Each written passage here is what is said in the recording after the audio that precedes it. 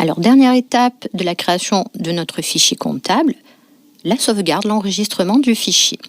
Donc, la quatrième étape de l'assistant me propose donc de parcourir mon fichier. Lorsque je clique sur cette commande-là, j'accède à l'explorateur Windows et je vais pouvoir nommer mon fichier et choisir le répertoire d'enregistrement. Donc moi, j'ai décidé d'enregistrer le fichier donc, dans un répertoire que j'ai appelé cas d'usage Sage. Et je vais ici nommer donc mon fichier. Je vais l'appeler tout simplement Solenza. Le type de fichier, alors je ne vais pas y toucher, ça convient très bien. On peut constater qu'il s'agit d'un fichier comptable qui porte l'extension .mae.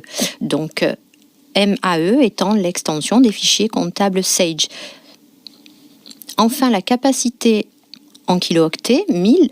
On peut également prévoir un petit peu plus. On pourrait modifier ceci si on pense que le fichier prendra beaucoup plus de place que ceci.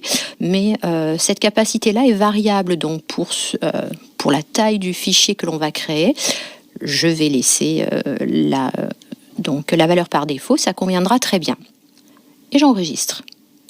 Voilà, donc je constate maintenant que le logiciel a bien récupéré le nom du fichier avec l'extension .mae.